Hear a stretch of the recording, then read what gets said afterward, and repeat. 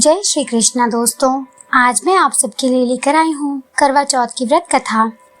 करवा चौथ की पूजा में भोलेनाथ, माता पार्वती, गणेश जी की पूजा होती है। करवा चौथ का व्रत सुहागिन औरतें अपने पति की लंबी आयु के लिए करती हैं। इस व्रत निरंतर वर्ष तक किसी भी संख्या में रखा जा सकता है। करवा चौथ की कथा प्राचीन काल की बात है। किसी नगर में एक साहूकार अपनी पत्नी, 7 पुत्र वधू और एक पुत्री के साथ निवास करता था। साहूकार की पुत्री का नाम करवा था। साहूकार के 7 पुत्र अपनी बहन से बहुत प्रेम करते थे। बिना बहन के भोजन ग्रहण नहीं करते थे। एक बार कृष्ण पक्ष की चतुर्थी को करवा चौथ पड़ा।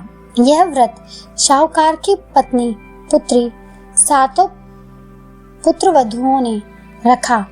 शाम के समय जब करवा के भाई घर आए तथा भोजन करने बैठे, तब बहन को साथ भोजन करने के लिए बोला, लेकिन बहन ने भाइयों से बोला, आज मेरा व्रत है, मैं चंद्रमा के दर्शन तथा पूजन करने के बाद ही जल और भोजन ग्रहण करूंगी। यह भाइयों ने भी भोजन नहीं किया और चंद्रमा के निकलने का इंतजार करने लगे। कुछ देर इंतजार करने पर चंद्रमा नहीं निकले तो अपनी बहन को भूखा प्यासा परेशान देखकर भाइयों को एक उपाय सूझा। सारे भाई नगर के बाहर गए और एक पेड़ पर चढ़कर वहां आग जला दी और घर आकर अपनी बहन से कहा, चंद्रमा निकल आए, चलो दर्शन कर लो और अर्घ देकर जल ग्रहण करो। यह बात करवा ने अपने भाभी को बताई, चांद निकल आया है, चलिए दर्शन करके जल ग्रहण कीजिए। भाभी ने समझाया कि उनके भाइयों ने उन्हें भूख प्यास से परेशान देखकर नगर के बाहर पेड़ पर आग जलाई है, उसे ही चंद्रमा बोल रहे हैं। लेकिन करवा ने बात नहीं मानी और वह आग को चांद समझकर अपना व्रत खोल लेती है। लेकिन करवा के भाभियों ने अपना व्रत नहीं खोला। व्रत खोलते ही करवा को उसके ससुराल से समाचार आया, उसके पति की मृत्यु हो चुकी है। यह सुनकर करवा के होश उड़ जाते हैं। तब उसकी बड़ी भाभी ने उसे समझाया, आपका व्रत टूट गया है, इसी वजह से आपके साथ ऐसा हुआ है।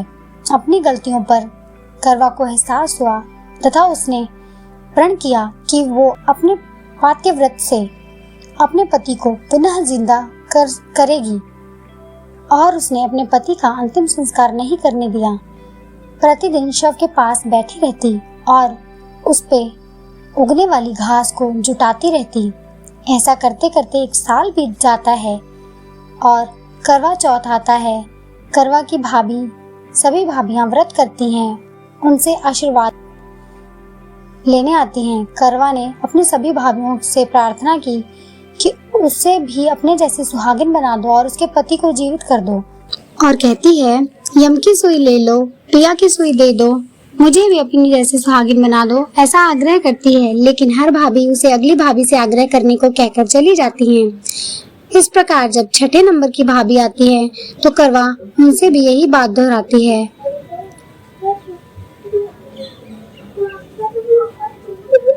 यह भाभी उसे बताती हैं, क्योंकि छोटे भाई की वजह से उसका व्रत टूटा था, अतः उसकी पत्नी में ही वह शक्ति है कि वह तुम्हारे पति को दोबारा जीवित कर सकती है। इसलिए जब वो आए तुम उसको पकड़ लेना और जब तक तुम्हारे पति को जीवित ना करे उसे छोड़ना नहीं। ऐसा कहकर वो चली जाती हैं। सबसे अंत में छोटी भाभी आती हैं। ऐसा कहकर चली जाती हैं। सबसे अंत में छोटी भाभी आती हैं। करवा उनसे भी सुहागिन बनाने का आग्रह करती है, लेकिन वह टाल मटोल करने लगती हैं। इसे देखकर करवा उन्हें जोर से पकड़ लेती है और अपने सुहाग को जिंदा करने के लिए कहती है। भाभी उसे छुड़ाने के लिए बहुत कोशिश करती है, लेकिन करवा नहीं छोड़ती। अंत में उसकी भाभी उसकी तपस्या को देखकर घसीट जाती हैं और अपनी छोटी उंगली को चीरकर उसमें से अमृत निकालकर उसके पति के मुंह में डाल देती हैं। करवा का पति तुरंत श्री गणेश कहता हुआ उठकर बैठ जाता है। इस प्रकार प्रभु की कृपा से उसकी छोटी भाभी के माध्यम से करवा को अपना सुहाग वापस मिल जाता है। हे श्री गणेश, हे माँ गौरी, जिस प्रकार करवा को चिर सुहागिन होने का वरदान आपसे मिला, वैसे ही सबको सब सुहागनों को मिले। सबके सुहाग की रक्षा करिए। कहते सुनते उकारा भरते का। बोलिए जय श्री गणेश, जय माँ गौरी। बोलिए करवा माता की जय।